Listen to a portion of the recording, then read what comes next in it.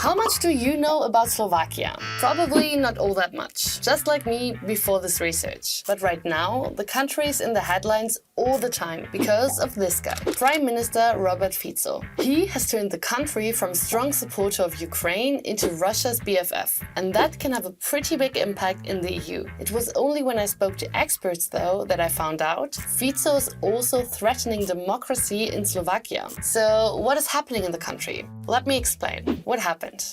End of September 2023, Slovakia held early elections. The old government had managed the pandemic poorly and had completely lost the trust of the population, which led to it being removed by a vote of no confidence. The new Prime Minister, left-wing populist Robert Fico, for the fourth time. After he had to resign in 2018 due to a huge corruption scandal, he regained momentum in the opposition. His core positions: Slovakia first, anti-EU, and pro-Russia. When the war started, Slovakia still strongly supported Ukraine. But Fico now says he wants to normalize relations with Russia by stopping arms deliveries to Ukraine, meeting Russian representatives, and criticizing EU-Russia sanctions. At home, he's also claiming that Russia wants peace and that it is the West fueling the war. That's how Slovakia is trying to become more independent from the EU. But not too independent, says political scientist Matej Navratil. So Slovakia has stopped all the military support to Ukraine, but on the other hand, voted for this kind of aid at the EU level. So you see that he's basically, Fico and the government is playing this kind of game where he's saying something to his voters, to the citizens, to Slovaks, and doing something totally different at the European level. Confused? Me too, initially. Fico is sending out mixed messages. So let's try to understand why. During my research, I found that Slovakians are generally less critical of Russia than their neighbors, the Czech Republic and Poland. What's more is that 2/3 are critical of the EU's influence, yet they also believe that Slovakia has the strongest standing in the world, thanks to the EU. I really wanted to hear a few young Slovakian voices on all of this. My colleague in Bratislava spoke to some of them. I feel more connected definitely to EU because I am West-orientated and I think we all benefit from equal conditions of markets.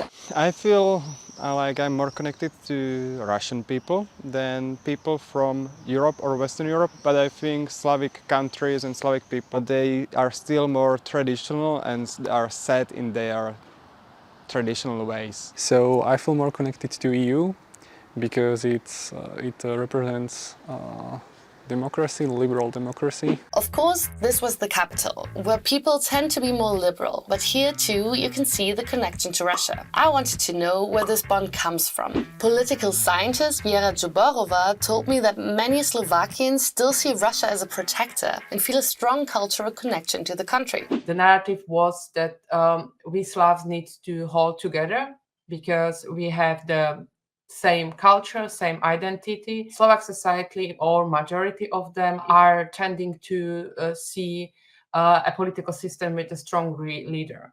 And the closest ally or the closest example for them is Russia and Vladimir Putin. Additionally, fake news is more widespread in Slovakia than in most other EU countries. The Russian propaganda is a machinery that is constantly striking towards the beliefs of the society in Slovakia. Especially in the run-up to September's elections, Slovakia was completely flooded with pro-Russian disinformation. Fico knew how to use the rise of anti-EU feelings during his election campaign, and he hasn't stopped since. He is using an old trick that has always been popular with national EU governments. Matej already mentioned it earlier, agreeing to laws at the EU level and then complaining back at home about the dictate from Brussels. But Slovakia needs the EU, especially economically. It also needs Russia though. While the country has tried to import oil and gas from other countries after the war started, more than half of its fossil fuels still come from Russia. Slovakia is even exempt from the EU oil embargo on Russia. However, Fico has now also deepened his country's economic relations with neighboring Ukraine. So what now?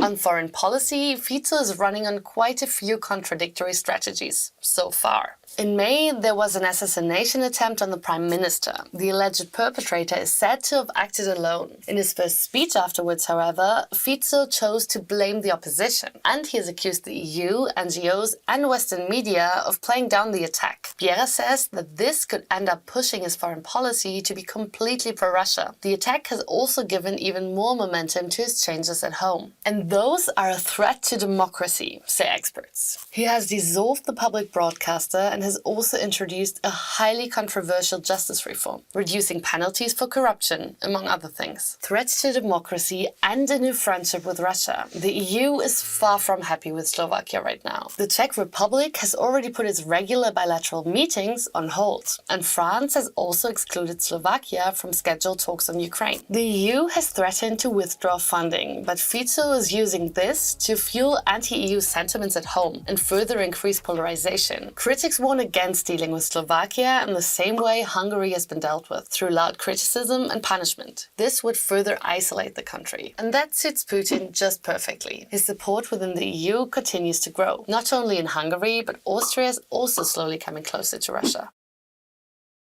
So, is Slovakia Russia's new ally in the EU? It certainly seems to be, for now. Nevertheless, Fico is still keeping all options open, mostly for economic reasons. At home, the Prime Minister is attacking the Slovakian rule of law, and that will never win favor with the EU. If you want to know what else is going on in Europe, take a look at our playlist for more European context.